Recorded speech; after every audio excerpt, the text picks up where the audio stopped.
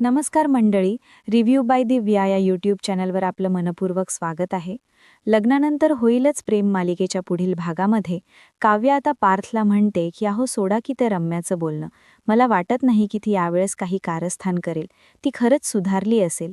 त्याचवेळी तिथे जीवा आणि नंदिनी सुद्धा येतात आणि जीवा म्हणतो की नाही काव्या, रम्याला असं हलक्यात घेणं आपल्यासाठी योग्य नाहीये, कारण आम्ही तिला लहानपणापासून बघत आलोय.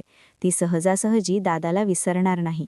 तर इकडे वसुंधरा आता रम्याला म्हणते की अगं तुला काय झालंय, तू त्यांना असं दाखवतेस की तू सुधारलीयस, पण त्यांचा तुझ्यावर कधी विश्वास बसणार नाही. रम्या म्हणते की मला चांगलंच माहितीये, त्यांचा माझ्यावर विश्वास बसणार नाही आणि आत्तासुद्धा ते माझ्याबद्दलच बोलत असतील. तर इकडे पार्थ म्हणत असतो की कोणाकोणाला वाटतं की रम्या सुधारलीये, त्यांनी हात वरती करा.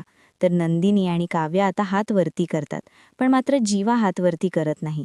तर सगळेच जीवाला समजवत असतात की अरे तू खूप जास्त विचार करतोयस. पार्थ म्हणतो की कदाचित रम्याला कळालं असेल की तिला मी मिळणार नाही म्हणूनच ती सुधारली असेल. पण खरं तर रम्या आता वेगळंच कारस्थानाला सुरुवात